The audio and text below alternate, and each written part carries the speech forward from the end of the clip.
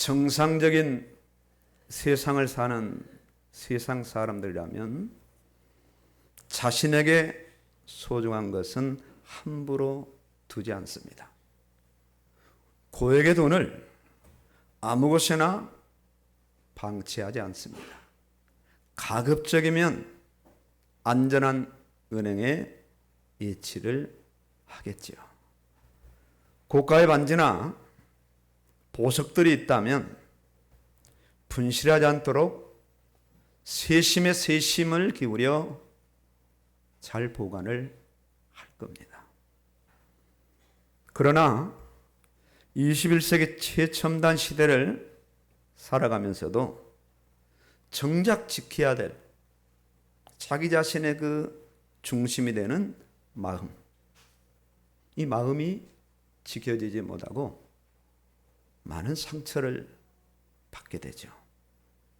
정상적인 가정생활, 정상적인 사회생활을 하지 못하는 사람들이 현대사회에 계속해서 확산이 되고 있습니다.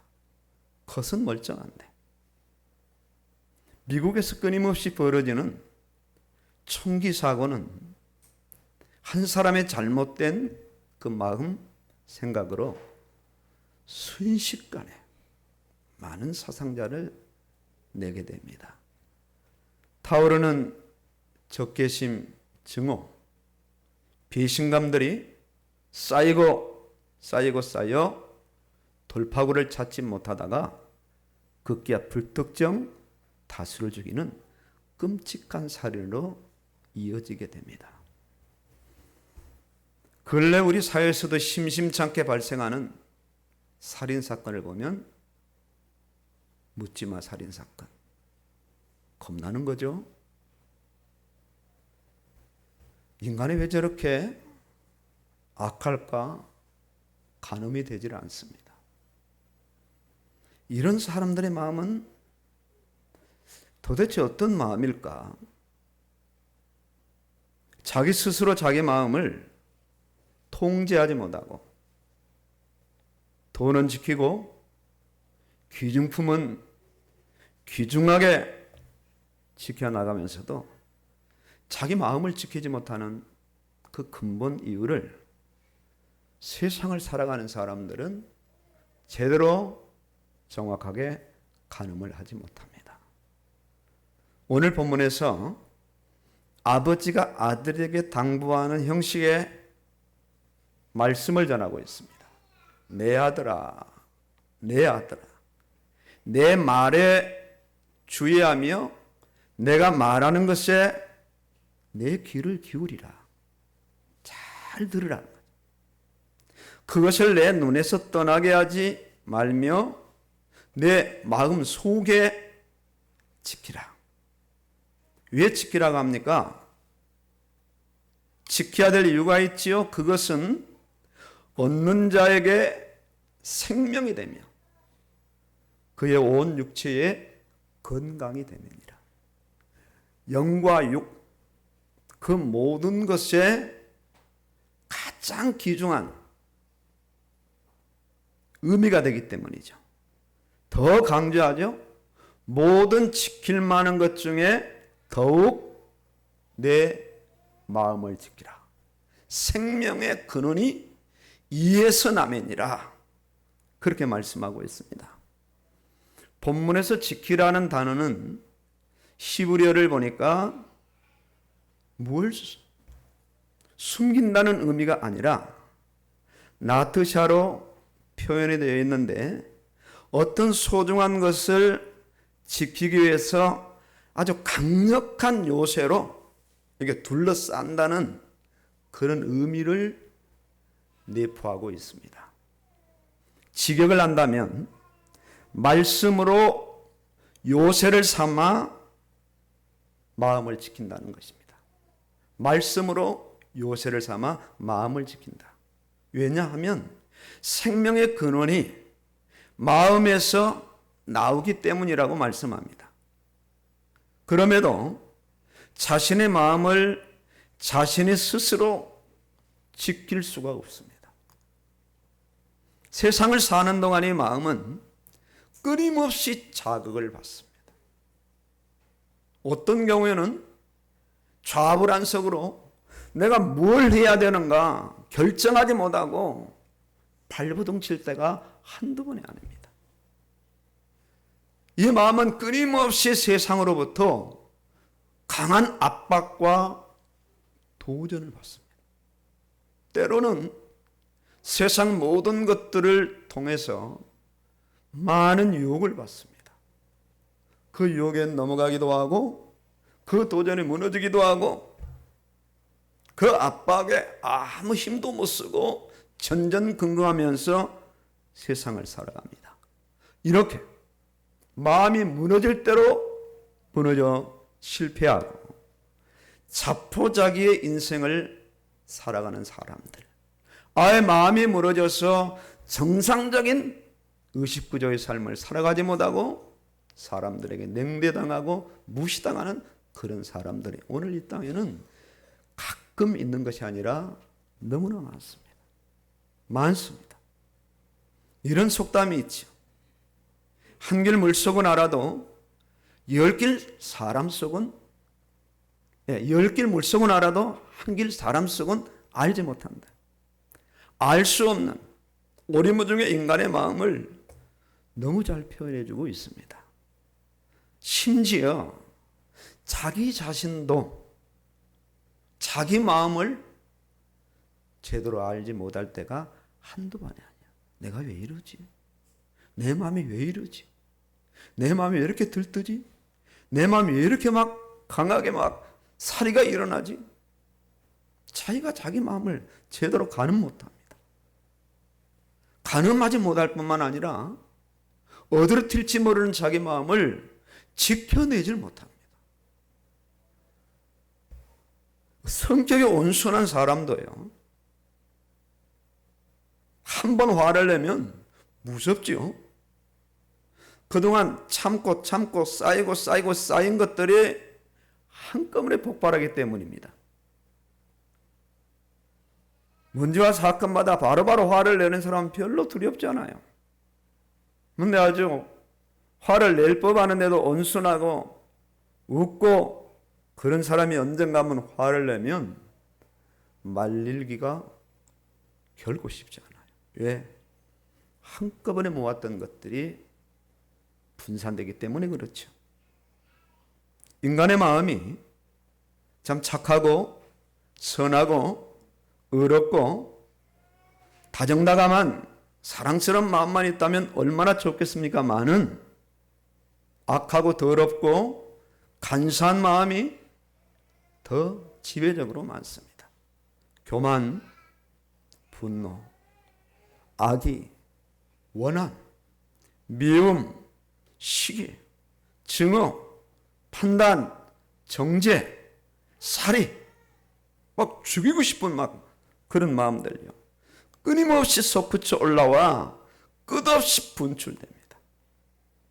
왜 이런 마음으로 인생을 살아가야 하는가? 이것이 바로 무너지고 훼손된 인간의 상태인데 그 원인은 바로 인간의 타락 때문입니다. 하나님을 거부하고 하나님의 말씀을 불순종한 인간의 마음은 악해졌고 더러워졌어요. 아예 태어날 때부터 악한 마음으로 태어납니다.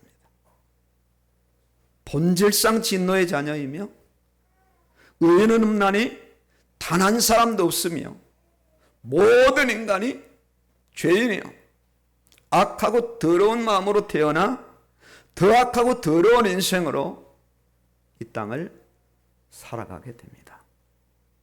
이런 인생의 마음을 누가 지킬 수가 있겠습니까?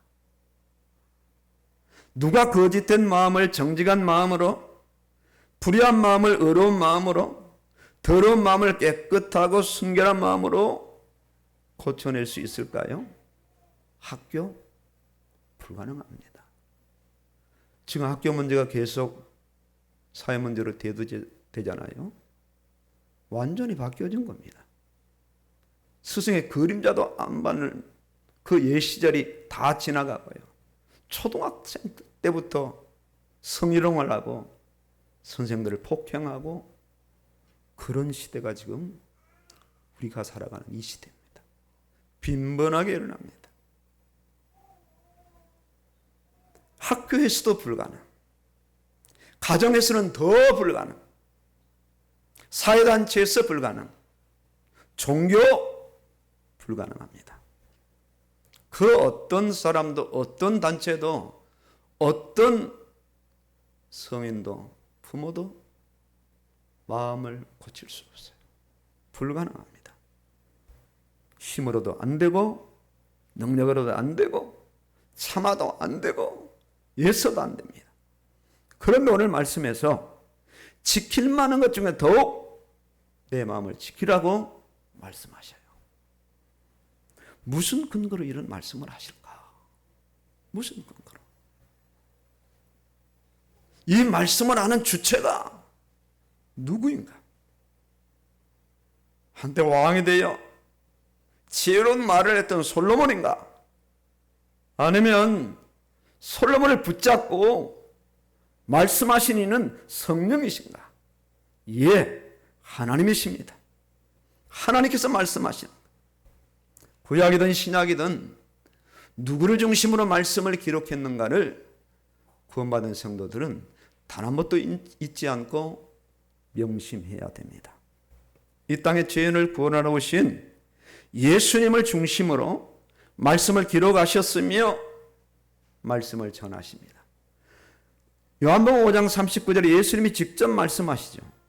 너희가 성경에서 영생을 얻는 줄 생각하고 성경을 연구하거니와 이 성경이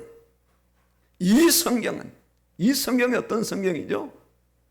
예수님 공생의 당시니까 신약 성경이 기록되기 전이니까 이 성경은 구약 성경은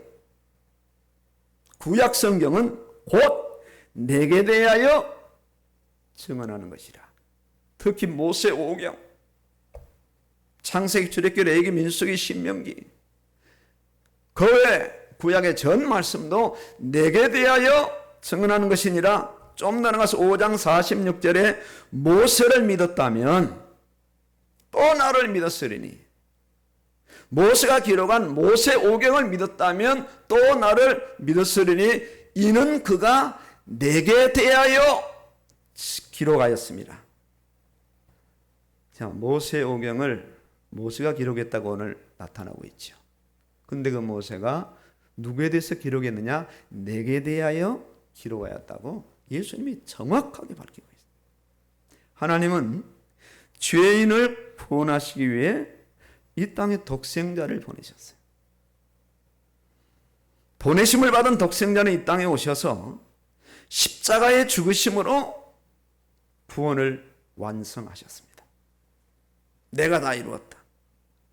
아버지 하나님은 구원받은 자들을 내 아들이라, 나의 것이라, 내 백성이라, 내 족속이라, 나의 나라라, 나의 자녀라 그렇게 부르시면서 그들의 이 마음이, 이미 타락하고 손상된 그들의 마음이 지켜지도록 역사하신, 지켜지도록. 왜냐하면 생명의 근원이 마음에서 나오기 때문에 마음을 지켜야 자녀들의 삶이 사망이 아니고 생명이 되기 때문에 그 마음이 빼앗기지 아니하고 도둑맞지 아니하고 지켜지도록 그렇게 하나님께서 역사하신다는 거예요.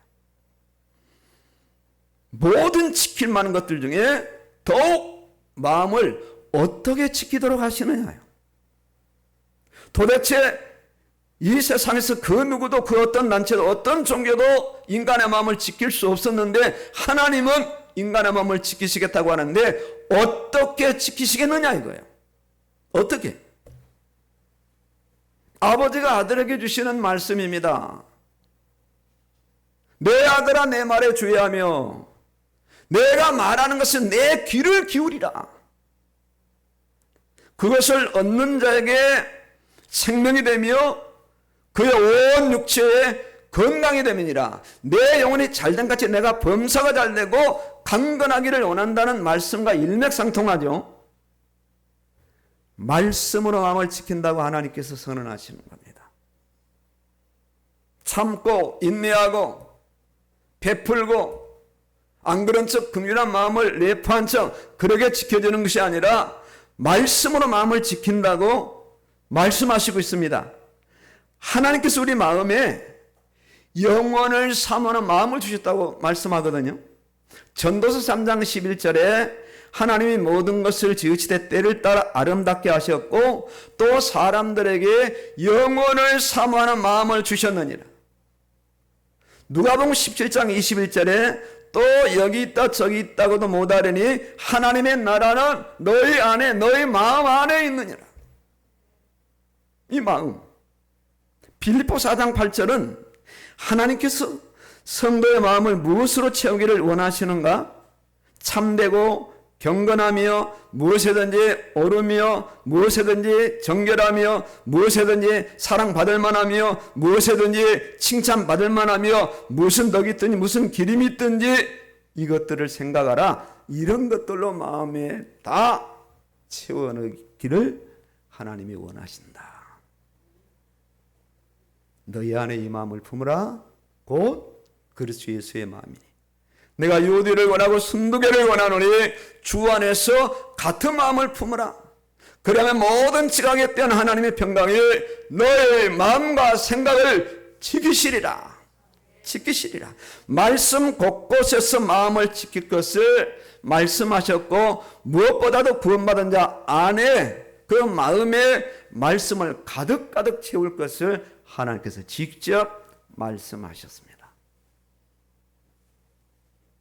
구원받았다 해도 마음이 한꺼번에 바로 변화되는 건 아닙니다. 타락한 본성 그대로 가지고 교회합니다. 살아가면 살아갈수록 나이가 들면 나이가 들수록 마음은 쇠파에 모질어지고 거칠어지게 되죠. 생존 경쟁의 세상, 분주한 현실 속에서 다양한 사회 구조 안에서 마음 지켜내기가 결코 쉽지 않습니다. 나이가 들수록 마음은 살아온 것만큼 다양한 것을 접함으로 어린아이 때 그래도 순박한 솔직한 마음은 카멜레온처럼 변화무쌍하게 바뀝니다. 아버지 하나님은 이런 마음을 너무 잘 아셔요. 그렇기 때문에 지킬 수 있는 여건으로 계속 인도해 가십니다. 제가 어제 그제 우리 교회 말씀 읽기 태필린 성경 암송을 전달해 줬던 목사님을 만나서 점심 식사를 했어요. 그분이 간증을 하시더라고요. 목사님께 제가 말씀드렸는데 목사님 교회에서 성경 읽기 하는 거에 도전을 받아 저도 열심히 읽고 있습니다. 자기는 전달만 해주고 사실은 그냥 그렇게 지냈는데 어느 날 간증. 그분 만날 때마다 이야기할 수밖에 없는 거죠. 도전을 받았다. 도전. 생명의 근원이 마음으로부터 나오기 때문이다. 참 해석하기가 조금 난해하고 해석을 좀 해야 되겠죠. 말씀이 마음 안으로 들어가야 돼요. 말씀이 마음 안에 들어가면 그 마음 속에 어떤 부분들이 창출되냐면 기도해야 되는데, 교회 가야 되는데, 성경 읽어야 되는데, 전도도 해야 되는데, 이렇게 살면 안 되는데 마음이 요동치고 마음의 세포가 서서히 살아나기 시작합니다. 살아나기 시작해요. 구원받은 자가 인생을 살 때 인생에서 필요한 모든 것은 사실상 마음 안에서부터 시작합니다. 야, 내가 이렇게 무의도식하며 살면 되나? 그래도 돈을 벌어야지. 마음에서 돈 벌겠다는 마음이 표출되며 나중에 서서히 행동으로 움직이게 되죠. 돈이 마음에서 나온다는 거죠. 돈이. 그 마음이 세상을 쫓아가지 않고, 그 마음이 세상 문화에 휩쓸리지 않고, 그 마음이 타락한 본성대로 살아가지 않기 위해서는 마음 안에 마음을 지배할 수 있는 무언가가 담겨야 된다. 마음 안에 담겨야 된다. 무엇이 담겨져야 되느냐? 아버지가 아들에게 말씀하시는, 아버지가 종들에게 말씀하시는 말씀이 아니라, 아버지가 세상 사람들에게 말씀하시는 것이 아니라, 아버지가 구원받은 아들에게 말씀하시는 그 말씀이 아들 마음에 담겨야 된다. 아버지가 말씀하시는 말씀이 강한 요새가 되어 자기 마음을 아예 둘러싸야 한다. 기록된 말씀이 책으로만 있다면 그 집안에 온갖 기독교 서점에서 편찬해낸 성경이 20권 30권 일목요연하게 쌓여있다 할지라도 꺼내서 성경을 읽지 않는다면 기록된 말씀은 기록된 말씀 이상을 전달해 줄 수가 없습니다. 기록된 말씀이 마음 안에 들어오려면 책을 들어서 펴서 읽어야 돼요.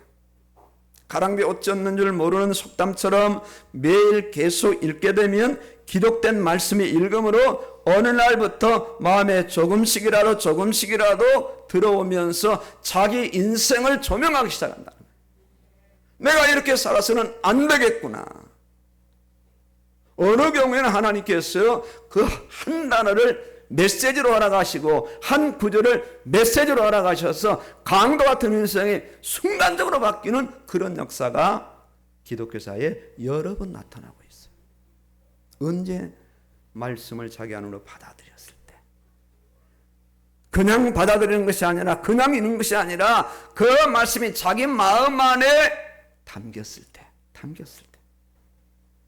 마음을 움직임으로 그 마음이 지켜진다.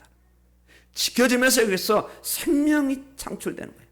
하나님이 하시고자 하는 그 역사가 창출되기 시작하는 거죠. 해야 할 것과 하지 말아야 할 것과 가야 할 때 가고 서야 할 때 서고 뒤돌아갈 때 뒤돌아가는 결단을 말씀이 하도록 말씀이 마음을 장악하기 시작하는 거예요. 오늘 이렇게 예배드리러 오셨잖아요. 왜 이렇게 오셨습니까? 그냥 자연적으로 반응하신 겁니까? 아니잖아요. 주일은 거룩히 지키라는 십계명을 통해서, 말씀을 통해서, 강단의 권면을 통해서, 광고를 통해서 끊임없이 자극받은 말씀이 자연스럽게 주일날이면 모든 일을 중단하고 이렇게 예배드리러 오시는가 봐요. 당긴 겁니다. 아직도 당기지 않은 사람들은 예배를 안 드려요. 들쭉날쭉하죠. 수요일 예배까지 당긴 분들은, 말씀이 당겼다면 수요일 예배까지 드리고, 금요기도가 당겼으면 금요기도까지 오셔서 기도하죠. 당긴 것만큼. 왜냐하면 말씀에는 하나님의 영 성령께서 함께 하십니다. 감화하셔. 마음을 움직이시죠. 감동하셔. 마음만 움직이는 것이 아니라 행동하도록 역사하시죠. 믿음의 정의가 무엇인가? 물론 하나님을 믿는다. 하나님이 하신 말씀을 믿으며 그 말씀대로 자신을 지키고 그 말씀대로 순종하여 사는 것이죠. 말씀이 그 사람 마음 안에 들어오지 않으면 문제와 사건 속에 일상의 매일 같은 그런 일어나는 삶 속에서 여전히 자신의 경험과 상식대로 세상을 살아가며 당면한 급한 일, 중요한 일부터 취사 선택하며 이 땅을 살아가게 돼요. 이 믿음의 사람이라면 말씀으로 자신의 마음을 거룩하게 구별함. 아이들이 크면 똥오줌을 구별하듯이, 하지 말아가 해야 될 걸 구별하듯이, 아빠 엄마가 화내는 것을 구별하고 좋아하는 것을 구별하듯이 신앙생활을 시작하면서 서서히 말씀이 마음에 들어온 것만큼 구별을 합니다. 믿음의 사람은 말씀으로 자신의 마음을 정화시킵니다. 청소기를 아무리 좋은 걸 사도 마음 정화가 쉽지 않을 겁니다. 기분은 좋을 수 있죠. 이 청소기를 청소하면 아주 환경이 깨끗해지고 그런 마음이 어느 정도는 안정이 되는데 사실상 이 부분은 생명과는 상관이 없어. 건강과 상관이 있고 세상에 살아가는 것과 상관이 있지 하나님이 원하시는 생명의 근원이 예선함이니라 상관이 없는 거죠. 그럼 교회는 나오고 직분 받아도 말씀을 읽지 않는다는 것은 오늘 이 부분과 연관이 되는 거죠. 생명의 근원, 생명의 가치, 생명 능력을 그만큼 모르는 겁니다. 참 신기합니다. 저는 근래 알았어요. 아니 저를 가르친 교수들이, 저를 담임한 목사님들이, 제가 소속인 총회장과 총 밑에 있는 모든 그 직급자들이, 노예들이 왜 그래 말씀을 강조하지 않았을까? 적어도 주의종이 되는 사람이 안수를 받는데 왜 성경 1도가 하지 않는 이 부분을 검증도 하지 않을까? 왜 교회에서 세례를 주는데 성경 읽는 것과는 전혀 상관이 없을까? 신기할 만해요. 결국 결론을 내린 것은 이건 사탄의 전략 중의 전략이다. 어떻게 이럴 수가 있는가? 그러면 성경은 신앙생활의 기준이고 척도고 신앙생활의 전부인데 왜 말씀을 기준하지 않고 그냥 강도사 인허에 그냥 교리사, 교회사, 조직시나 학교 가면 그냥 안수 줄까? 이거 참 신기한 일이야. 물론 신학교에서 성경을 안 가르치는 건 아니죠. 놀라운 일입니다. 왜냐하면 삶의 현장에서 말씀대로 살아가기 위해서는 굉장히 인간의 마음이 중요한데 이 중요한 마음에 하나님은 거기다 말씀을 담기를 원하시는 거예요. 그 인간의 마음은 말씀을 담는 그릇이고 저장소입니다. 하나님의 말씀이 그냥 그대로 바위 속에 어떤 두루마리가 그대로 박혀 있는 걸 원하시지 않고 하나님 이 말씀이 그냥 서재에 꽂혀 있는 걸 원하시지 않고 저대에 그냥 쌓여있는 것을 원하시지 않고 닳고 닳도록 성도들의 손에 붙잡혀서 이 말씀이 성도들 안으로, 성도들 마음 안으로 계속 들어와 아예 소멸되지 않고 그대로 쌓여 저장되기를 원하신다는 거예요. 그 마음이 새로워지는 거죠. 그러면서 말씀이 마음 안에 들어가서 어떤 일이 일어나는가? 말씀과 마음이 하나가 되어서 뭉쳐지더니 재생산하는 그런 역사가 드디어 그 마음 안에 일어난다. 그렇게 돈밖에 모르던 인생이 어느 날 말씀이 마음 안에 들어가니까 그 돈을 다 하나님 앞에 헌신하더라. 그 귀한 의사 생활을 다 졌고 그 어려운 아프리카나 그곳에 자기의 명성을 다 내려놓고 그곳에 가서 돈 나누는 가서 그 죽어가는 아이들을 치료하고 그렇게 살아가더라. 왜 그런가? 말씀이 들어간 겁니다. 어디로 들어갔는가? 그 사람 마음 안에 들어간 겁니다. 정확한 마음 중심에 딱 들어가니까 아니야 내가 이렇게 살아서는 안 되지 하고 마음을 새롭게 하여서 변화를 받아 하나님의 선하시고 기뻐하시고 온전한 뜻이 무엇인지 분별하게 되는 거예요. 분별하게. 내가 내 인생 이렇게 내 명성을 위해서 살았지만 내 인생 후반전을 이렇게 살아서는 안 되겠다는 마음에 말씀이 마음을 사로잡으니까 그렇게 변화되어서 드디어 훌훌 털어버리고 만류하는 손길을 다 털어버리고 그 벽지산간 자기를 인정해 주지 않는 그것으로 가더라 이거예요. 믿음의 사람일수록 자신 마음에 말씀을 들여보냅니다. 말씀을. 작은 분량이 아닌 많은 분량을 들여보내죠. 어제 제가 그 영국의 프로축구 기사를 잠깐 보니까 어떤 선수가 9,700억인가요? 연봉이 9,700억. 이정류가 그런지 그렇게 제시하니까 그거 안 받겠다고 그러더라고요. 와, 그런 선수도 있더라고요. 나는 9,700억에 도달한 선수가 아니라는 거예요. 와, 참 세상 말로 겸손하다. 받아놓고 보지 않고 자기 실력이 안 된다는 걸 자기가 안 겁니다. 뭐가 들어왔을까요? 축구가 그 사람 마음에 정확하게 들어온 것 같아요. 자기 실력이. 인정을 하는 거죠. 말씀이 마음에 채워져 말씀으로 정직과 순결과 의로움과 거룩함, 재생산. 말씀이 안에 안 들어왔는데도 이분이 워낙 착해, 의로워, 순해, 겸손해, 이거 하나님 인정하지 않아요. 말씀이 들어왔어. 말씀의 힘으로, 말씀의 지혜로, 말씀의 계시로, 말씀의 능력으로 마음이 사로잡혀서 거기에서 생명의 근원이 표출되는, 재생산되는 이것을 하나님은 원하시고 오늘 그것을 우리에게 생명이라, 이건 네 생명이다, 그렇게 인정하신다는 거예요. 이게 신앙생활이에요. 우리가 열심히 신앙생활해야 될 이유가 되는 거죠. 하나님께서 무슨 우리에게 억하 감정으로 너희들이 타락해서 죄악으로 살아가는 삶이 나는 너무 지겹고 미우니까 세상에서 구원받고 고생 한번 해보라고 신앙생활 아주 어려운 쪽으로, 혼란 쪽으로, 고난 쪽으로 이끌어 가실까요? 그런 아버지가 어디 있어요? 그런 아버지가. 왜 그럴까요? 생명이니까. 좀 고난이 되지만, 좀 어렵지만, 좀 구차하지만, 좀 힘들지만 수요일 예배 나오려니까 힘들어. 금요기도 나오려니까 더 힘들어. 그렇지만 이것이 생명이 된다면 마음에 좀 받아들이고 나오라. 이렇게 해서 이것을 영원한 나라에서 영원한 생명이 되도록 이렇게 의도하시는 너무 좋은 아버지, 너무 착한 아버지, 너무 고마운 아버지.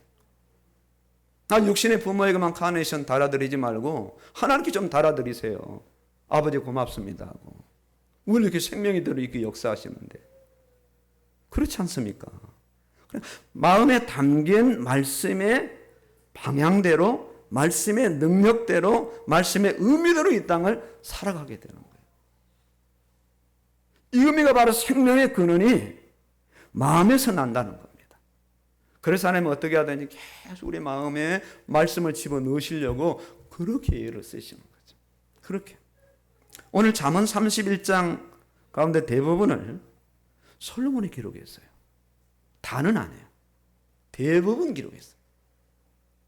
솔로몬 왕이 아버지, 육신의 아버지 다윗을 통해서 하시는 말씀에 처음에는 반응을 좀 했어요.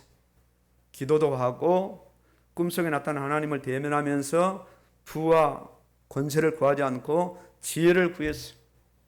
하나님이 더 주셨지요. 초기에는 아주 잘했습니다. 성전을 먼저 건축하고 왕궁을 건축하고 부귀영화, 권세가 이게 확장되기 시작하면서부터 이방 여자를 걷잡을 없이 막 끌어들이더니 드디어 자기 수하에 여자가 몇 명 생겼느냐? 1000명. 이름도 몰라, 나이도 몰라. 그 여자들이 밤마다 솔로몬 왕을 그냥 꼬인 거예요. 왜? 말씀이, 마음 안에는 말씀이 막 바깥으로 다 흩어지도록. 그래서 이방신이 당깁니다. 곳곳에. 그래도 양심이 살아있어서 이방 여자들이 사는 곳을 따로 짓게 하고, 왕 촉의 말씀이 마음에 담겼지만 나라가 부강해지고 1000명의 여자 마음의 말씀이 떠나갑니다. 인생의 쾌락과 권력의 막강함 때문에 피해망하는 왕이 돼요. 인생 말년에 성령께서 깨달음을 주셔서 잠언, 전도서, 아가서를 기록을 하게 됩니다. 뒤늦게나마 말씀의 가치를 인정해요. 잠언이 윤리도덕의 말씀이 아니에요. 하나님의 말씀을 뒤늦게 깨닫게 되죠. 오늘 후대들에게 마음의 말씀을 담을 것을 계속 강조하고 있어요. 여러분 현대사회를 보세요. 세상을 살아가는 다수의 사람들을 보세요. 이들의 마음이 도대체 어떤 마음인가? 대동소이하지만 전부 육신과 세상과 자기 중심이 기반이 된 마음뿐입니다. 전도 이 시대에 그렇게 쉽지 않을 겁니다. 워낙 마음이 견고하거든요. 세상에서 일어나는 사건 사고를 보세요. 웬만한 사람은 사람 한 명만 죽어도 밤잠 못 잡니다. 저 이웃나라 푸모시를 한번 보세요. 얼마나 많은 사람이 죽었습니까? 그냥 잠 잘 잡니다. 밥 잘 먹습니다. 왜 그럴까요? 마음이 그렇게 된 거예요. 자기 어떤 정치적인 권력을 유지하기 위해서는 사람 한둘 죽이는 건 그건 일도 아니야. 그렇게 살아왔어. 점점 마음이 이상해져 가는 거지. 한 사람의 욕망 때문에 전쟁을 일어나고 너무나 많은 사람이 죽고 가족을 잃고 남편을 잃고 부모를 잃고 도시가 파괴되고 폐허가 되고 이기적이고 악독한 마음에서 그런 전쟁이 참혹한 결과를 가져. 그 누구라 할지라도 하나님의 말씀과 성령의 마음 안에 들어가지 않으면 그 마음은 타락한 마음이기 때문에 그 본성 그대로 그 마음 안에서 사망이 나올 수밖에 없어. 이것이 전도해야 될 이유요, 선교해야 될 이유와 목적이 되죠.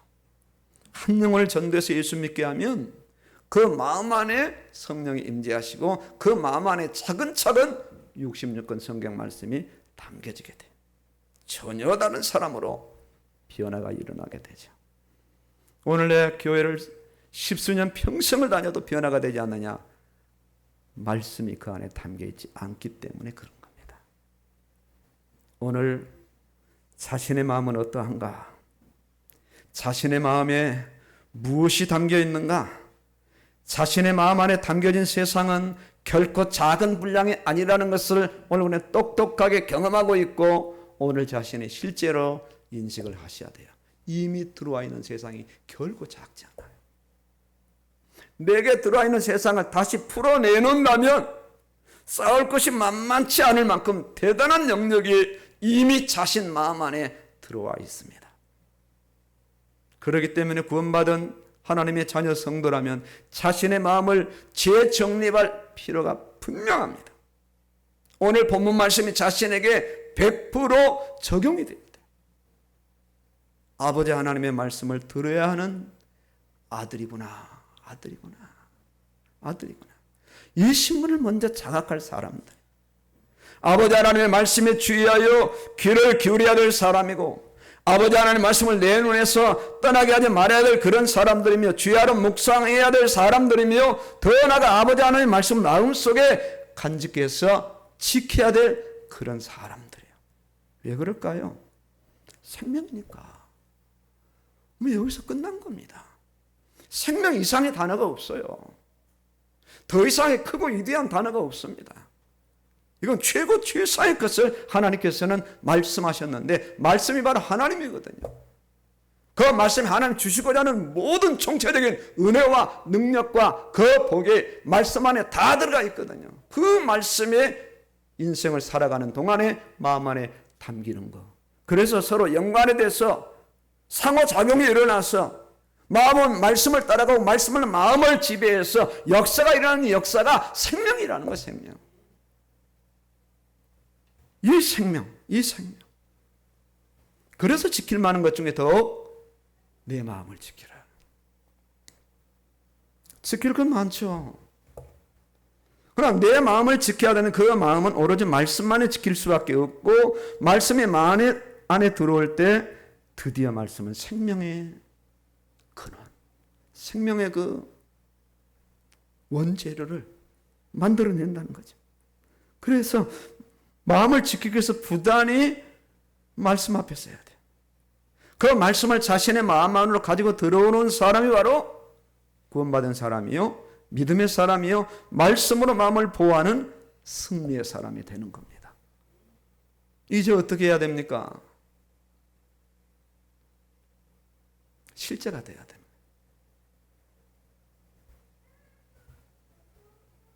말씀하신 대로 마음을 지키기 위해서 죽지 않고 사는 생명의 근원이 마음에서 나게 됨을 냉철하게 인식하고 실제로 믿으셔야 돼요. 안 믿어져도 믿어야 돼요. 하나님 사기꾼이 아니시니까. 하나님 인간이 아니니까. 적어도 신이시오. 우리 아버지 시라버지가 말씀하시니까 안 믿어지는데 믿어보세요. 누구 말 맞다니 일단 믿어보시라. 그럼 증거가 나올 거 아닙니까? 믿어봐도 증거가 안 나오면 교회 떠나세요. 믿어봐도 증거가 안 나오는데 그런 하나님을 왜 믿어요? 안 믿어져. 안 믿어지가 믿으라고 하죠. 주 예수를 믿으라. 믿어주는데 그런 말씀을 왜 하시겠어요? 안 믿으니까 믿으라는 거예요. 믿으면 내가 증거를 주리라. 선믿음 후 증거, 선기도 후 응답, 선말씀 후 말씀의 역사. 틀림없잖아요.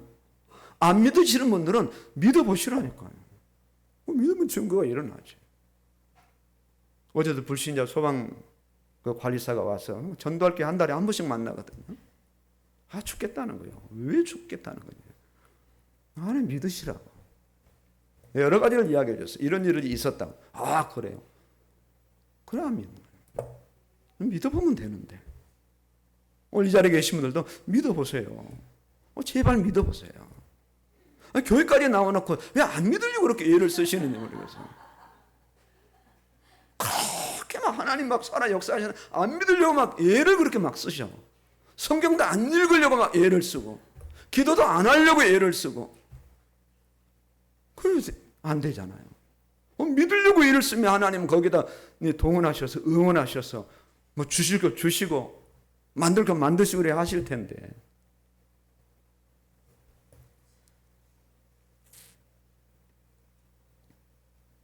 다 마음의 어떤 역사죠. 마음의 역사. 참 마음이 쉽지 않아요. 얼마나 견고하고 얼마나 이제 참 세상에 길들여져 있는지 그 마음이 아주 꼼짝도 안 하고 있는 겁니다. 말해봐라 내가 듣는가 사는가 아주 그냥 그대로 가지고 이 변함없이 있으니까 신앙생활도 변함이 없는 거죠. 교회는 뭐 십수년 다녀도 변화의 어떤 그런 부분들을 볼 수 없어. 어떻게 할 때 마음이 지킴을 받고 어떻게 할 때 내 마음이 생명의 근원이 될 수 있는가? 가장 중요한 것은 말씀과 마음의 연관성입니다.